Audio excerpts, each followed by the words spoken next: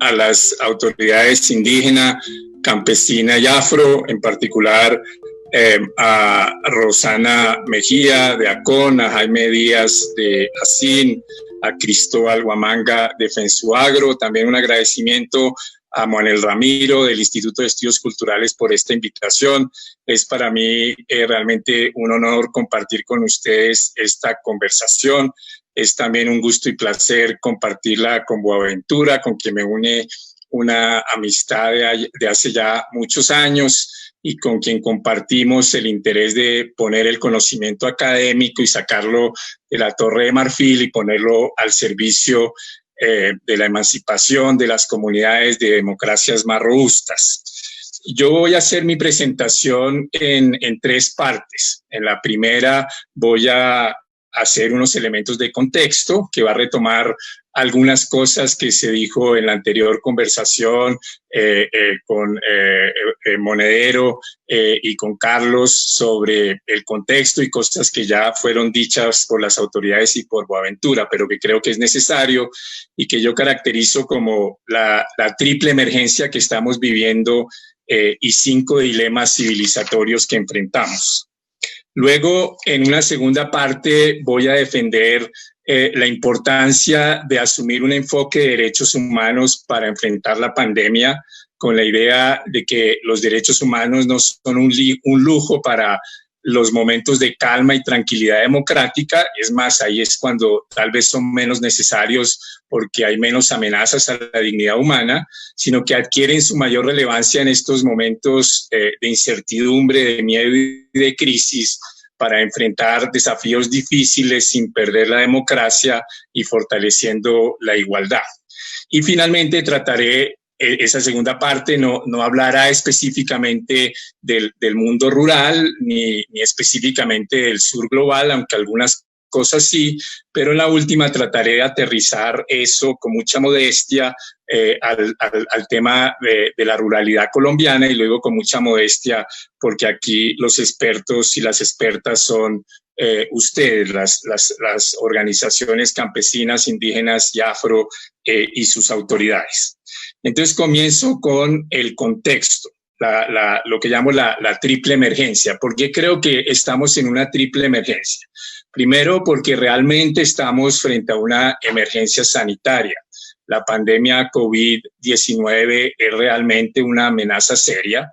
No me voy a detener aquí en datos epidemiológicos, pero conviene resaltarlo porque infortunadamente todavía hay o políticos, tanto en la izquierda como en la derecha, o intelectuales que tratan de minimizar la seriedad de esta amenaza sanitaria. A veces la hacen con buenas intenciones para que no se extienda el pánico y el pánico no sea aprovechado por los poderes autoritarios para impulsar medidas autoritarias. Y ese es el otro virus que debemos combatir, el virus del autoritarismo. Pero para eso uno no debe minimizar los riesgos de la pandemia, sino decir, estamos frente a una amenaza seria, ¿cómo enfrentamos esa amenaza seria sin perder la democracia, sin perder y sin incrementar las desigualdades? Entonces estamos en una emergencia sanitaria. Lo segundo es que esa emergencia sanitaria ha hecho que casi todos los estados del mundo hayan asumido poderes de emergencia. Nunca habíamos vivido restricciones de derechos tan fuertes como la que estamos viviendo hoy. Boaventura dice que está en cuarentena, toda Francia está en cuarentena, Italia, España, cosas que eran impensables hace algunos meses. Y esos poderes de emergencia yo creo que están justificados, pero los poderes de emergencia siempre son peligrosos porque implican una concentración de poder muy grande en el Ejecutivo y hoy no tenemos los mejores ejecutivos en el mundo, ejemplo Trump, Bolsonaro, y en segundo lugar legitima restricciones de derechos muy fuertes. Entonces la emergencia sanitaria nos ha metido a una emergencia jurídica. Y lo tercero es que la combinación de estas dos emergencias hará que el mundo que emerja, que surja de esta situación, no sea el mismo. En eso estoy de acuerdo en la lectura que hizo Cristóbal de los impactos de la pandemia, de las pandemias en la historia. Después de epidemias o pandemias, las sociedades que las han sufrido no son las mismas. Pero, y en eso las tres lecturas ofrecidas por Boaventura son muy esclarecedoras, no sabemos cómo será ese mundo que emergerá. Si será un mundo que enfrente esa crisis civilizatoria y por consiguiente sea un mundo más solidario, más humano, más igualitario, con mayor cooperación internacional. Es decir, que asumamos lo que decía Jaime Díaz de desintoxicar nuestras mentes y nuestras visiones para ser capaces de pensar otra sociedad más incluyente y democrática, o si será un mundo, por el contrario, más autoritario, con el reforzamiento de los controles disciplinarios, con las capacidades que da los sistemas de computación actuales. Eso no lo sabemos. Y eso no lo sabemos porque lo que suceda va a depender de lo que hagamos hoy, mañana, en los próximos días, en las próximas semanas y en los próximos meses. Lo que hagamos, por eso debemos tener como esa doble visión, la visión de mirar el corto plazo, porque, digamos, la pandemia no da espera y las medidas que toman los estados no dan espera. Y entonces toca discutirlas, mirarlas, analizarlas, apoyarlas o combatirlas. La visión de mirar el corto plazo esté acompañado de una visión de largo plazo que nos permita pensar al tomar esas acciones a qué tipo de sociedad le estamos apuntando, a qué tipo de mundo post-COVID-19. Ya no me atrevo a decir post-pandemia con el concepto de Boaventura, que puede tener razón, de pandemias intermitentes, pero al mundo post-COVID-19, ¿qué mundo será ese? Y eso creo que tenemos que tenerlo en la cabeza, y las autoridades en sus intervenciones mostraron que lo tenían muy claro, pero creo que es un elemento central en esta discusión. Y eso es así porque yo creo que al menos en este contexto enfrentamos como 5 grandes dilemas, cinco dilemas trascendentales que corresponden un poco a las distintas lecturas que propuso Boaventura, yo enunciándolas de otra manera. El primero es el dilema reforzamiento de poderes autoritarios aprovechando los estados de excepción. Los estados de excepción a veces funcionan bien y permiten enfrentar crisis duras, incluso profundizando la democracia. Un ejemplo fue el uso de poderes de excepción por Frank, permitió que surgiera unos Estados Unidos mejores, más solidarios, más igualitarios, pero los estados de excepción también permiten la alternativa de Hitler, que usó, digamos, el incendio del Parlamento, del Reichstag, que según algunos historiadores él mismo promovió para destruir la democracia de Weimar y construir el Estado totalitario nazi. Entonces, esa ambigüedad de los estados de excepción, de los estados de emergencia, nos pone en ese dilema. ¿Esto va a profundizar la democracia o va a reforzar las vigilancias y los poderes autoritarios? Y ejemplos hay de los dos caminos. Algunos estados han sido más cuidadosos con el uso de los poderes de emergencia, como creo lo está haciendo España, pero la experiencia de Hungría, de Víctor Orbán, que se ha autoinvestido de poderes de emergencia peligrosísimos que según algunos van a acabar de destruir lo poco que queda de la democracia húngara. Entonces, ese es de Víctor Orbán. El segundo dilema es el dilema de profundización de las discriminaciones y las desigualdades, o un mundo más igualitario, diverso y solidario. Yo comparto y no repito lo que dijo Boaventura de que esta pandemia no es democrática, afecta de manera desproporcionada a las poblaciones pobres y en situación vulnerable por todas las razones que él señaló y que no repito. Solo quisiera enfatizar dos. Lo primero, lo que dijo la mayora Rosana, que en esta pandemia se acentúan desigualdades y problemas existentes, como que se aprovecha la pandemia para incrementar los despojos. O sea, que no es solo el efecto involuntario de la pandemia sobre los incrementos de la vulnerabilidad, sino la utilización de la pandemia para incrementar desigualdades y discriminaciones. A nivel internacional, un ejemplo de eso es el gobierno de Modi en India, que ha usado el argumento de la pandemia para el gobierno nacionalista hindú de Modi, que ha usado la pandemia para vender la idea de una supuesta conspiración musulmana que estaría expandiendo la pandemia, con lo cual acentúa la discriminación contra los musulmanes en este país que ha vehiculado en los últimos años. Ese creo que es un segundo dilema. El tercer dilema, y ligado al anterior, es si eso va a incrementar los egoísmos individualistas. Yo soy, digamos, me siento como heredero de la modernidad ilustrada y entonces defiendo un cierto individualismo, pero un individualismo abierto a la solidaridad. Entonces el interrogante es si esto va a generar más solidaridades y un mundo con derechos robustecidos, o por el contrario va a incrementar el neoliberalismo más fuerte con egoísmos enclaustrados y recalcitrantes. Y ahí también la cosa no está para nada jugada.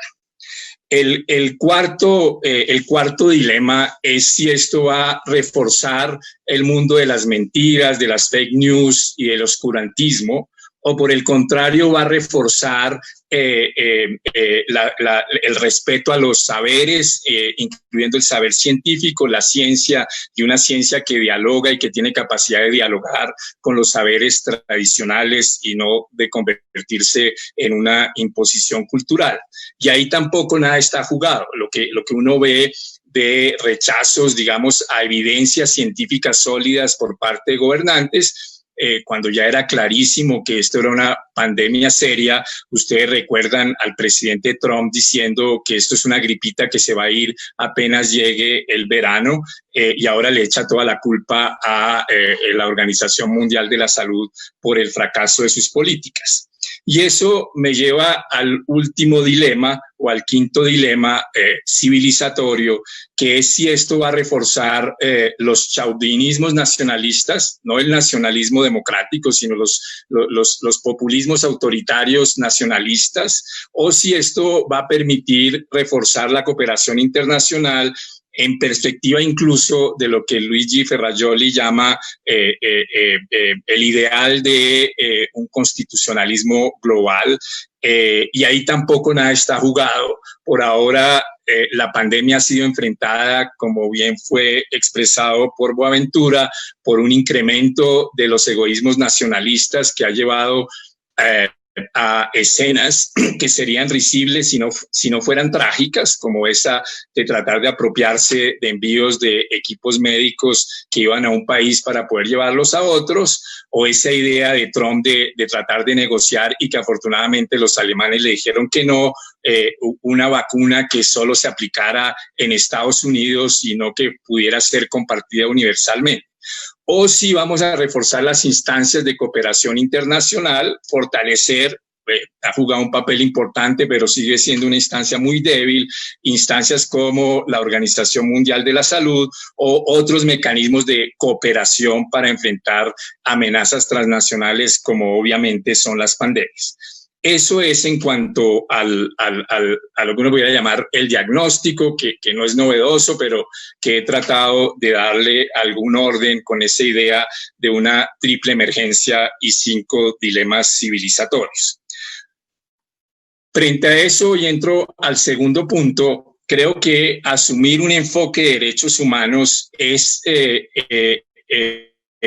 no un purismo de quienes estamos en esos temas o de los juristas, sino que es una necesidad vital, porque con todas sus insuficiencias, el enfoque de derechos humanos permite reducir los riesgos de autoritarismo y los riesgos de incrementar las desigualdades, y fortalece la idea de poder enfrentar la pandemia y que de allí surja un mundo mejor y no un mundo más autoritario y excluyente.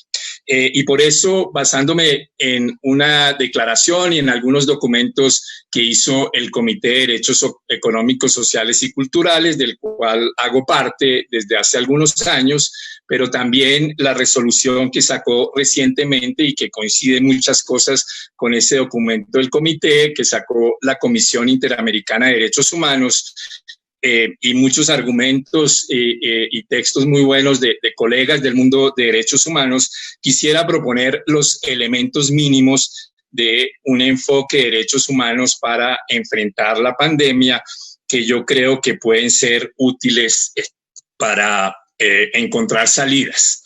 Y en eso quisiera tocar, digamos, agrupar los elementos en grandes grupos para darles algún orden. El primero, digamos, agruparlos en relación con los dilemas.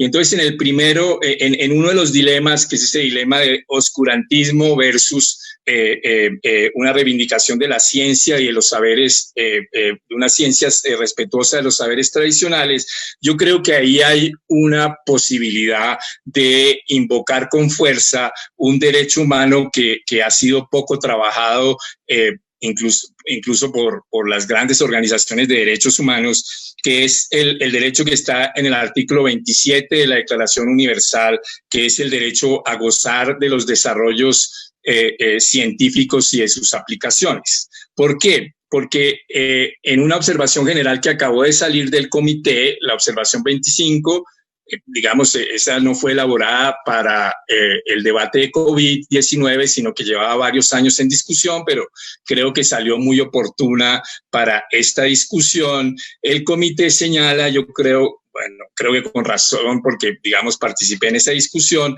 el comité dice que si hay un beneficio del desarrollo científico es que las políticas públicas estén basadas en el máximo posible en la mejor evidencia científica disponible. Con eso no estoy defendiendo, digamos, un gobierno tecnocrático y que pasemos del filósofo rey de Platón al científico gobernante del mundo moderno. No, para nada. Las decisiones de política deben ser asumidas por las autoridades políticas, sobre todo cuando hay dilemas éticos como los que implica esta pandemia, pero que eso esté acompañada de claridad para la ciudadanía de cuál es la evidencia científica en que se fundan en esas políticas. Por eso, por ejemplo, yo he criticado al gobierno Duque por su falta de transparencia en este punto. No sabemos quiénes son realmente quienes están asesorando científicamente al gobierno Duque. No sabemos claramente cuáles son las evidencias en que funda sus políticas y no sabemos ni siquiera cuál es su política. Si es una política de contención del virus, como la que desarrolla España, o si es una política más de mitigación, como la que desarrollan Holanda y Suecia y que inicialmente quería desarrollar el Reino Unido, o si es una política intermitente entre las dos, no lo sabemos. Entonces, es esa idea de reivindicar el desarrollo, el derecho humano a los beneficios del desarrollo científico, creo que hoy adquiere particular importancia para combatir las fake news sobre la pandemia. Y eso está ligado a un segundo punto que está entre, digamos, combatir el oscurantismo y reforzar mecanismos para evitar los riesgos de los poderes de emergencia, que es la importancia trascendental que adquiere en este tema el tema de la transparencia, del acceso a la información y de la libertad de expresión. Esto, cuando está en juego la amenaza, en juego la vida o la enfermedad, muchas personas pueden pensar, esos son temas tal vez menores. Es tal vez menor ponerse a discutir de la importancia de la transparencia y del acceso a la información, del derecho de acceso a la información y de proteger la libertad de expresión. Pero no es menor, porque precisamente estamos en unos riesgos de gobiernos autoritarios y entonces el acceso a la información y una libertad de expresión robusta es fundamental, no solo para evitar el autoritarismo que puede surgir y combatirlo, sino porque la discusión pública y la transparencia ayuda a que haya políticas más eficaces frente a la pandemia. yo creo que una de las grandes enseñanzas de los éxitos que ha tenido Corea del Sur frente a la pandemia ha sido eso, combinar máxima transparencia con otras herramientas, algunas más discutibles, como digamos el uso masivo de Big Data, pero otras también fundamentales como el testeo masivo. Entonces, ese creo que es un segundo punto fundamental. Ese punto fundamental me lleva a, digamos, principios de derechos humanos para enfrentar el segundo dilema, autoritarismo-democracia. Y en ese dilema yo creo que hay algunos elementos fundamentales, digamos, eso están desarrollados en esos documentos que mencioné. Traté de desarrollarlos en una entrada en la silla vacía, donde explicaba con mayor detalle estos principios, por lo cual trato de abreviarlos por limitaciones de tiempo, pero yo creo que ahí hay como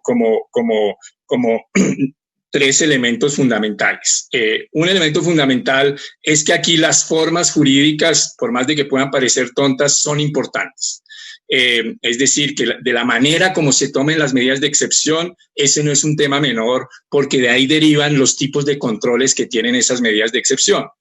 A mí me preocupa, por ejemplo, que las medidas más duras de restricción de derechos en Colombia, que es la cuarentena, hayan sido tomadas por decretos ejecutivos del gobierno, no por normas de excepción, que no tienen una autorización legal clara. Yo defiendo esas medidas, creo que eran necesarias, pero que hayan sido tomadas de esa forma no es un asunto menor, porque hoy esas medidas no tienen control. Es decir, no hay medida de control contra los decretos ejecutivos del gobierno para mandarnos a cuarentena, porque no tienen el control automático de la Corte, porque no es constitucional, porque no son medidas de excepción, no tienen el control automático del Consejo de Estado, porque no son medidas reglamentarias de los poderes de excepción, y uno no las puede mandar porque los términos para demandas están suspendidos. Entonces tenemos que las medidas más severas de restricción de derechos hoy no tienen control judicial. Eso no es un tema menor.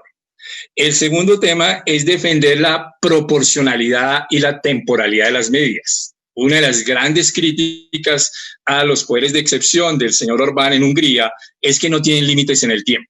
Es decir, que puede desaparecer la pandemia y él seguir con unos poderes de excepción en que legisla, restringe libertades, etc.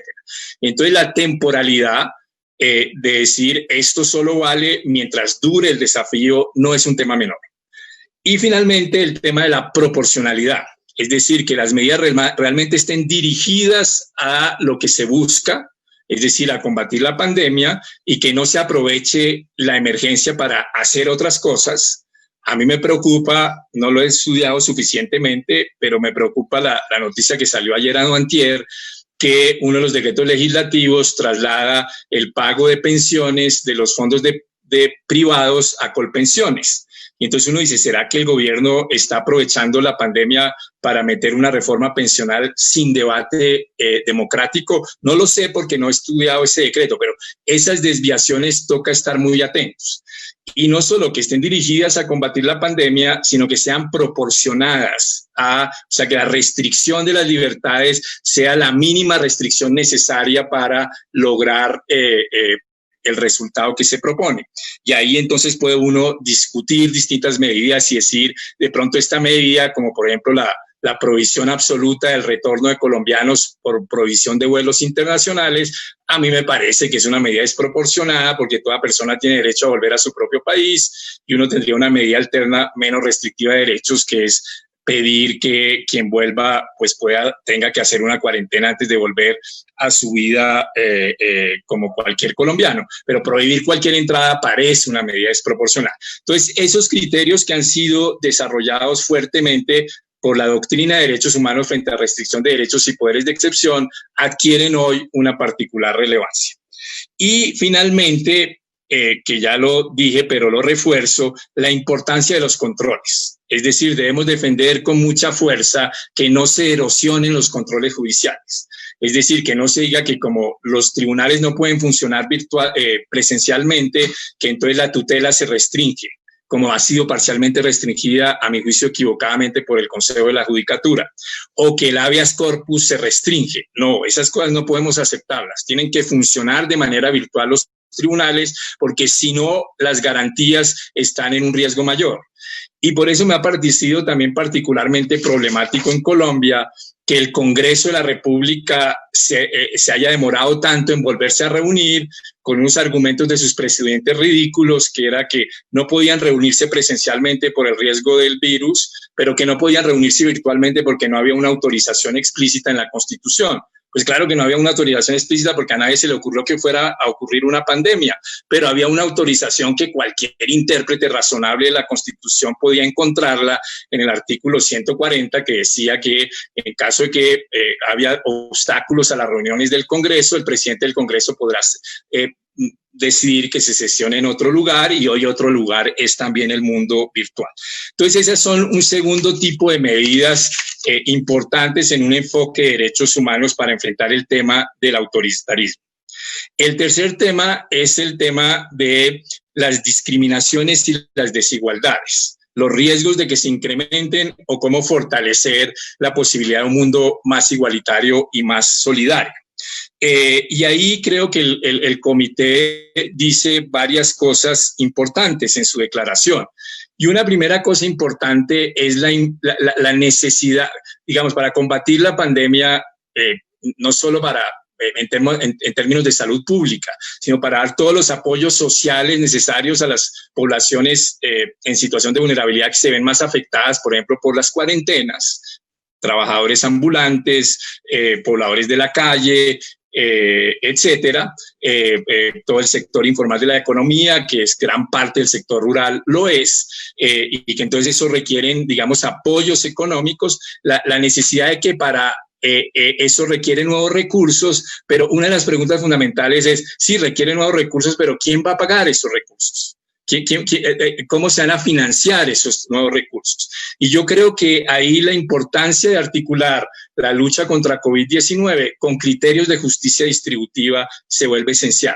Eso lo ha trabajado muy bien y me remito a él, un texto que es disponible en la red de Luis Jorge Garay y Jorge Spitia, que muestran las posibilidades de alternativas de financiación que no golpeen a los sectores populares para financiar la pandemia, la lucha contra la pandemia. Entonces, por ejemplo, impuestos a los patrimonios altos o impuestos a los salarios altos. El gobierno ya ha hablado de un impuesto a salarios altos de servidores públicos, pero yo no entiendo por qué eso no cubre el sector privado y por qué no cubre la posibilidad de un impuesto excepcional al patrimonio, cuando hace algunos años para la guerra sí hubo un impuesto especial al patrimonio. Entonces, el tema de las finanzas para lograr mayor igualdad es fundamental.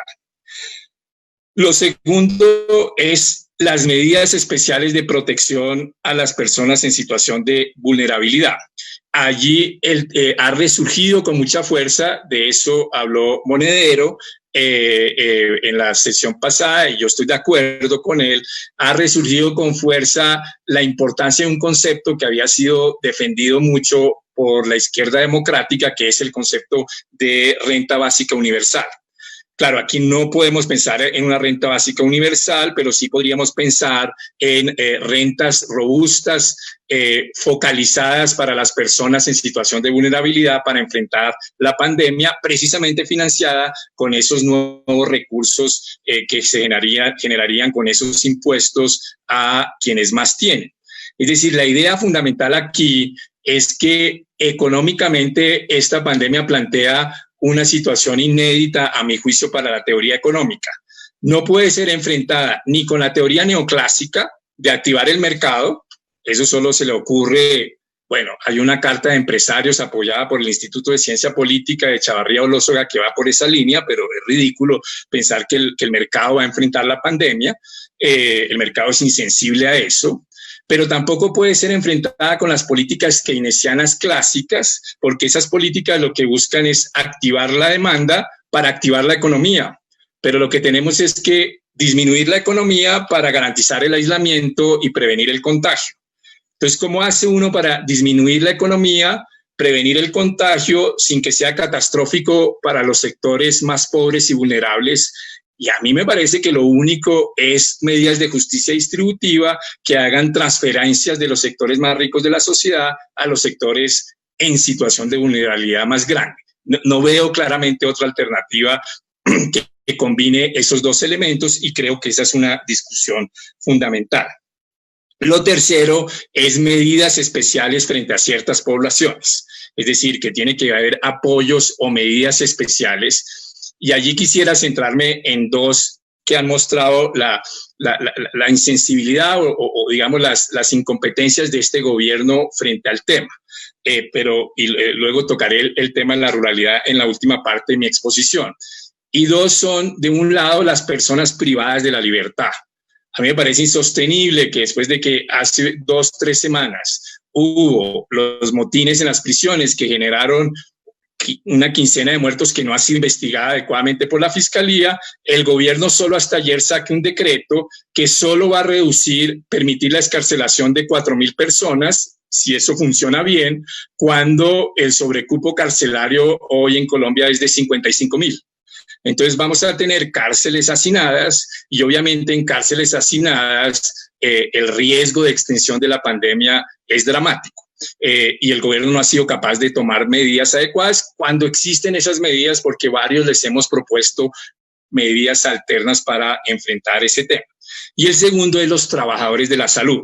Es también, digamos, insostenible que el gobierno imponga el deber de los trabajadores de la salud a acudir al trabajo sin darle las garantías de seguridad de que van a poder cumplir su trabajo sin terminar contaminados y muriendo, como varios ya han muerto. Entonces, esas medidas, digamos, frente a esos sectores son fundamentales. Y eso me lleva a un cuarto punto en el tema de esos dilemas, que era el egoísmo, digamos, en una visión extrema del individualismo versus principios solidarios y de derechos. Y es que esta pandemia está planteando o está revalorando ciertos derechos que se habían visto debilitados. Y entonces el interrogante, y eso lo plantea bien el comité, hay evidencia empírica muy sólida sobre eso, el comité plantea cómo el debilitamiento de los sistemas de salud ha hecho, como expuso Boaventura, que en aquellos países donde habían sido debilitados, el impacto de la pandemia ha sido más brutal.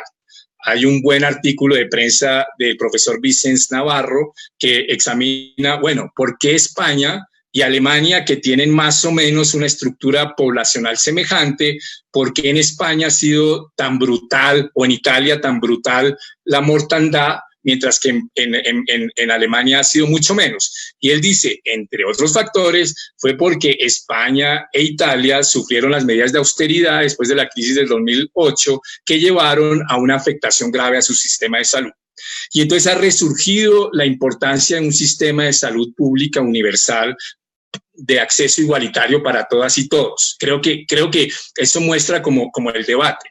Eso es fundamental, por eso digamos que un gobierno de centro derecha como el de Macron haya hecho un discurso en donde dice la pandemia nos ha mostrado que tener un sistema de salud pública fuerte no es un lujo innecesario, sino una necesidad vital. Creo que son signos esperanzadores, pero eso toca lucharlo, eso toca combatirlo. Y para eso es necesario pensar en las medidas. Las medidas van a definir si las medidas van a reforzar los individualismos y digamos, la lógica de mercado excluyente, o a reforzar los derechos. Un ejemplo, que las empresas necesitan apoyo por la crisis. Uno puede compartir eso. Pero lo que uno no puede compartir son estas dos cosas. Una, que el decreto 44 que crea el FOME, el Fondo de Mitigación de la Emergencia, y que es el instrumento financiero fundamental del gobierno para enfrentar la pandemia, cuando determine cuáles son los usos de los recursos en su artículo 4, no mencione ni salud ni poblaciones vulnerables, y sí mencione bancos y empresas. Entonces uno dice, bueno, ¿cómo va a ser la financiación? Yo estoy de acuerdo. No se trata de que haya una catástrofe económica, porque eso afecta el trabajo y afecta los ingresos salariales. Pero si uno lo piensa bien, entonces uno debe pensar bueno, hagamos apoyos, pero no a los empresarios, sino a la nómina. Es decir, esa es una diferencia fundamental, que era lo que decía Boaventura antes. En la crisis del 2008 se apoyaron a los bancos. Ahora debemos apoyar a los hogares y a los trabajadores, y de esa manera se termina indirectamente evitando el colapso económico, pero no dejar eso en manos de quienes han generado las exclusiones y las discriminaciones, sino en fortalecer los derechos y las solidaridades. Y el último punto es el tema del dilema chauvinismos versus solidaridades internacionales y cooperación internacional. Y ahí yo creo que una de las contribuciones fundamentales que ha hecho el mundo de derechos humanos, el comité en particular, pero no exclusivamente el comité, es la noción de obligaciones extraterritoriales de los estados.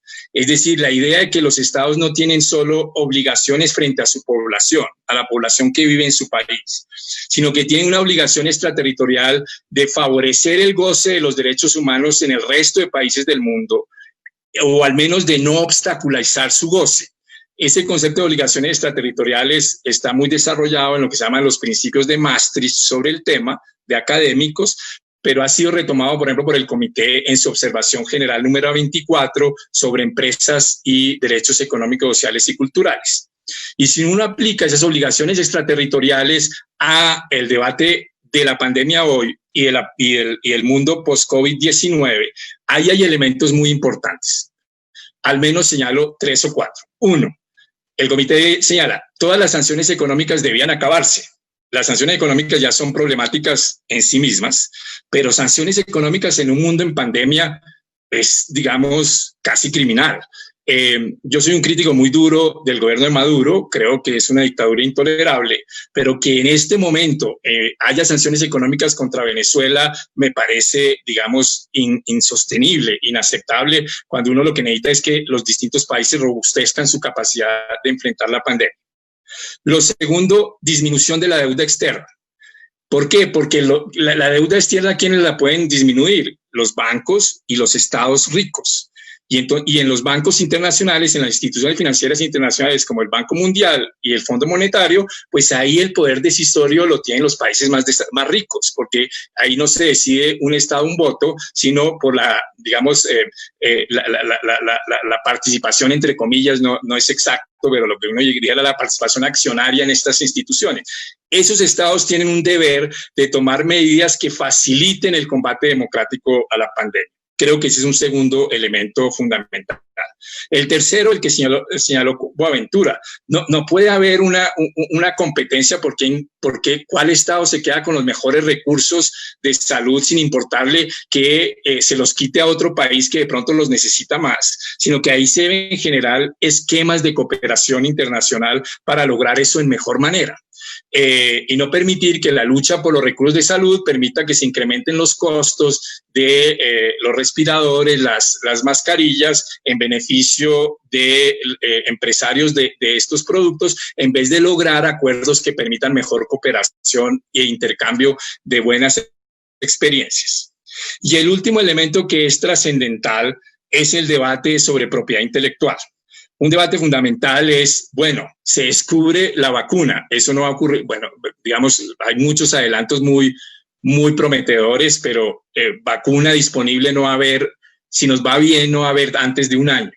Pero bueno, y si la descubre una empresa privada, una farmacéutica privada, entonces puede imponerle el precio cualquiera a todos los estados del mundo y entonces hacerla inaccesible en los países pobres, o ahí debería haber de los estados unas decisiones fuertes de evitar ese uso, digamos, excluyente de la propiedad intelectual para impedir el acceso a medicamentos y a vacunas de las poblaciones más pobres. Entonces, eso plantea como ese debate fundamental en torno a esos temas. Y con eso yo creo que el enfoque de derechos humanos, sin ser la panacea, da, digamos, un marco conceptual y jurídico para enfrentar más democráticamente la pandemia y construir las bases de un futuro más solidario, más igualitario, de pronto no con el cambio civilizacional que propone Boaventura, pero al menos más democrático, más solidario y más igualitario.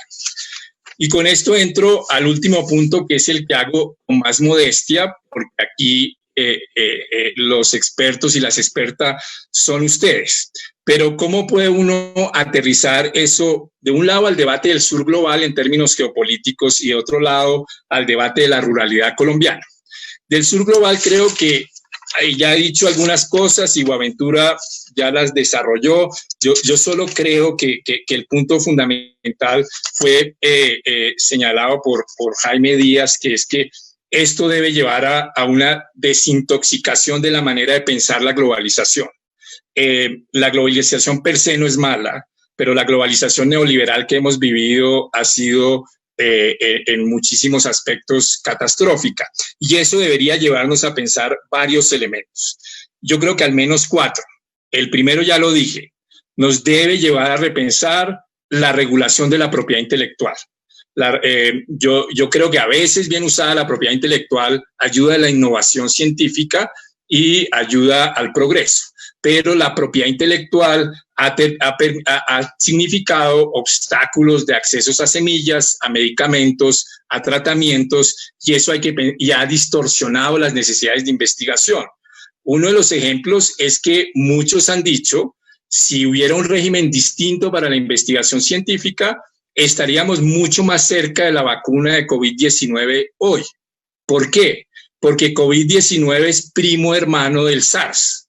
La epidemia que desapareció, digamos, por buena suerte y por algunas medidas de control por allá en el 2004, y ahí ya había investigaciones que prácticamente estaban llegando a una vacuna generalizable, pero como ya no había el riesgo, ya no había la perspectiva de beneficio económico y esas investigaciones se acabaron.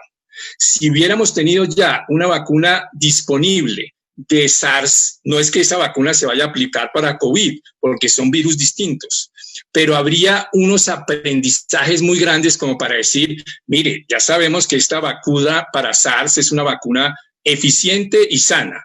Luego veamos qué ajustes se le introducen para enfrentar COVID-19, y todos los científicos que saben de eso dicen, la hubiéramos podido obtener en meses y no en año y medio como hoy. Entonces, la falta de preparación que genera frente a futuras pandemias, si vamos a vivir un mundo de pandemias intermitentes, como nos dice Boaventura, la falta de preparación que genera la falta de cooperación internacional para la investigación científica debido al régimen de propiedad intelectual es algo que hay que repensar. Lo segundo, la industria de alimentos. Creo que esta pandemia, y eso es fundamental, y ahí empiezo a entrar al mundo de la ruralidad. Esta pandemia ha puesto en crisis toda la industria de alimentos. ¿Por qué? La manera como está estructurada la industria de alimentos. Estos virus zoonóticos nacen debido a la manera como, digamos, uno de los riesgos fundamentales de su ocurrencia es por la explotación masiva de animales que coexisten entre ellos, como en el mercado de Wuhan, y que por consiguiente generan el riesgo de salto de un virus al ser humano. Eso con otro tipo de agricultura, como la que han desarrollado las comunidades indígenas, campesina y afro, el riesgo se disminuye sensiblemente. Entonces, esta pandemia también debería ponernos a repensar, fuera de todas las críticas otras que se han hecho sobre cambio climático, sobre opresión de las comunidades campesinas, indígenas y afros, a repensar la cadena alimenticia en el mundo. Eso hace un año era imposible, porque son, digamos, actores económicos muy poderosos. Pero frente a esto que está sucediendo, creo que se abre la posibilidad de replantear esa discusión. El tercero, ya fue señalado, la importancia de ligar esta pandemia al debate sobre cambio climático. O sobre crisis climática. ¿Cómo liga uno esto para decir, mire, aquí algo está funcionando muy mal, vemos que el mundo puede, digamos, prescindir de las energías fósiles, prácticamente lo está haciendo en la práctica hoy, entonces, ¿por qué no repensamos los modelos energéticos para realmente enfrentar seriamente el cambio climático? Y lo último es el tema de la financiarización de la globalización. Es decir, uno de los elementos centrales que dificulta el combate a la pandemia es precisamente que el capital financiero circula libremente, mientras que no hay poderes políticos capaces de regular globalmente la economía para enfrentar amenazas transnacionales como estas. Y con esto entro al último punto del aterrizaje a la ruralidad colombiana. Y yo lo que quiero es como resaltar lo que yo creo que son los puntos particulares que generan que generan especificidades del mundo rural en general y el mundo rural colombiano en particular, y cómo eso genera dificultades mayores, pero también oportunidades para nada despreciables, muy importantes, y a partir de eso terminar con algunas conclusiones y sugerencias. Yo creo que entre otras hay 4 características del mundo rural que vale la pena destacar muy brevemente. El primero es los problemas de exclusión y desigualdad. Todos los indicadores sociales en Colombia muestran que los niveles de pobreza, de acceso a derechos sociales en el mundo rural son peores que en el mundo urbano. Digamos, ese es un elemento negativo. Ese elemento negativo está ligado a un segundo elemento, a la precariedad del sistema de salud en el mundo rural. La ley 100, uno de sus efectos más negativos fue el debilitamiento de los centros de salud que antes llegaban mucho más fuertemente a la ruralidad y que hoy prácticamente han sido desmantelados. Entonces hay una debilidad de los servicios de salud en la ruralidad. Nosotros tenemos unos datos, pero no los cito, de, digamos, el acceso de unidades de cuidado intensivo cercano a la ruralidad y es realmente dramática la precariedad. El tercero es el carácter disperso de la población en algunos sectores, no en todo el mundo rural, porque ahí las densidades varían según regiones, pero en muchas partes hay una población muy dispersa que hace difícil, que de un lado previene el contagio, tiene esa ventaja, pero de otro lado, en caso de que llegue, hace muy difícil el acceso a la salud. Y finalmente, la persistencia de la violencia y el recrudecimiento del conflicto armado que ha generado amenazas que persisten durante la pandemia, como lo sabemos por la persistencia de asesinatos de líderes sociales en estos tiempos. Esos son elementos que hacen muy difícil la manera como el mundo rural y la ruralidad colombiana puede enfrentar la pandemia. Pero hay unos elementos muy positivos que yo creo que hay que revalorizar para encontrar formas de enfrentar la pandemia desde la ruralidad con una perspectiva, como decía Monedero en la sesión pasada, de transformar esta crisis en una oportunidad democrática. Y yo creo que hay varios. El primero es las autonomías, que lo vemos en esta reunión. Digamos, en los últimos 30 años, el mundo rural, los sujetos rurales, el sujeto campesino, el sujeto indígena, o los sujetos campesinos, indígenas, afros, han logrado construir y fortalecer autonomías desde muy distintas maneras que están ahí, son fuertes. Lo vemos en esta reunión. Y esas autonomías, es el segundo punto, tienen grados importantes de reconocimiento jurídico en el derecho colombiano, una forma de pluralismo jurídico de base constitucional. Las autonomías territoriales indígenas y afro son más claras y estamos en el debate de cómo fortalecer el reconocimiento del sujeto campesino, pero esas son luchas que se deben dar y que son elementos positivos para enfrentar la pandemia. Tercero, una cierta autosuficiencia alimentaria y, como lo dijo Jaime, unas formas de microeconomías campesinas que pueden ser muy poderosas para la producción de alimentos. Gran parte, a pesar de las importaciones masivas de alimentos, gran parte de la producción de alimentos en Colombia sigue proveniendo de estas microeconomías rurales, campesinas, indígenas y afro.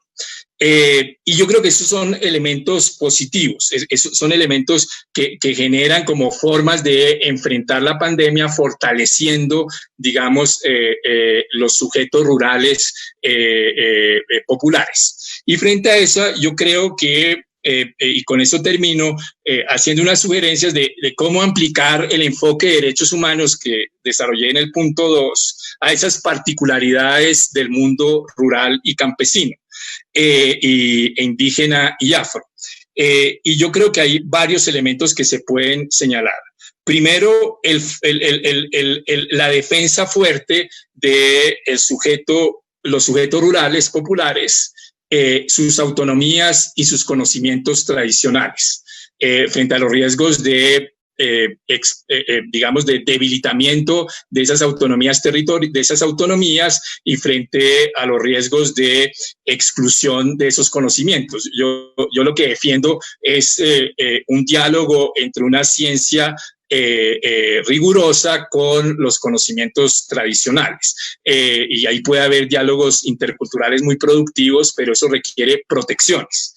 Y estas protecciones son muy importantes porque si ustedes leen la carta de los empresarios con el Instituto de Ciencia Política del Instituto de Chavarría Olózaga, una de las cosas que proponían para enfrentar la pandemia era flexibilizar las licencias ambientales y flexibilizar la consulta previa, con ese argumento insostenible de que se necesita más crecimiento económico y que esos son obstáculos al crecimiento económico. Y eso lo plantearon.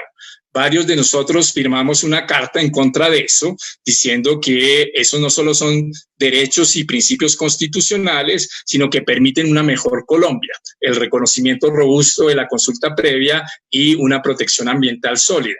Pero esos son elementos que están en la discusión. Y entonces creo que ese es un elemento fundamental, que no se pierdan esos avances con el argumento de que hay que combatir la pandemia. Segundo es el apoyo a, digamos, eso que llamaba el mayor Jaime, esas microeconomías rurales, economía campesina, economía indígena, economía afro, y un apoyo de verdad. Muchas de las medidas de apoyo crediticio o de apoyo financiero que ha hecho el Estado para enfrentar la pandemia se dirigen más bien a la explotación media y a la gran explotación agrícola, y entonces uno debe defender su reorientación a los sectores de pequeña producción de alimentos que son centrales, y que eso permita, en un tercer lugar, reposicionar esa producción de alimentos por la economía campesina, indígena y afro, reposicionarla en la economía nacional, que ese es un tema que se ha planteado desde hace mucho y en el cual los movimientos rurales ya han hecho varias propuestas, que es propuestas de control de los precios de los insumos, distinto manejo de los apoyos crediticios, etcétera. Un cuarto elemento es el tema de ciertos derechos que tienen que jugar un papel central, que ya había mencionado, pero quiero mencionar solo tres. Obviamente el tema del derecho a la salud. Tiene que haber una protección especial de la salud rural. Y ahí ya ha habido propuestas, hay propuestas que están en el acuerdo de paz que no se han cumplido y que se debía defender su implementación. Segundo, el tema del agua, del derecho al agua. No solo el acceso al agua potable y a mecanismos de potabilización, sino el acceso y el fortalecimiento de acueductos rurales en donde las propias comunidades tienen saberes que podrían ser aprovechados en esta coyuntura para fortalecer esta dimensión. Y finalmente, los riesgos de el incremento de las desigualdades educativas. Indudablemente la pandemia implica un cierto traslado de la educación a la educación más virtual. Eso ya en los sectores urbanos es complejo por las dificultades de acceso a Internet de ciertos sectores que pueden incrementar las desigualdades, pero en el mundo rural se vuelve dramático. Entonces ahí hay un tema de enfatizar, digamos, la manera como se va a satisfacer el derecho a la educación en este contexto difícil. Y el último punto es el punto de la protección del derecho a la vida y de la implementación del acuerdo de paz. Es decir, que la pandemia no nos haga olvidar eso, porque están ligados. No es que la pandemia haya surgido por el incumplimiento del acuerdo de paz, claro que no, pero la falta de cumplimiento del acuerdo de paz y el resurgimiento de las violencias en los territorios dificulta enormemente la manera como uno puede enfrentar democráticamente esta pandemia. Y con esto termino con el mismo mensaje que dieron las autoridades al inicio, Cristóbal, Jaime, Rosana, y que señaló Boaventura, y que también era como el mensaje fundamental, creo que de Carlos Duarte y de Monedero en la presentación de la semana pasada, que es que tenemos que transformar digamos, esta crisis tan difícil en una oportunidad democrática, y para eso tienen que construirse alianzas de los movimientos rurales con los movimientos urbanos, con los académicos comprometidos con la democracia y con una lucha más global porque esta pandemia conduzca a un mundo mejor y no a un mundo más autoritario, más excluyente y con chauvinismos agresivos. Muchas gracias.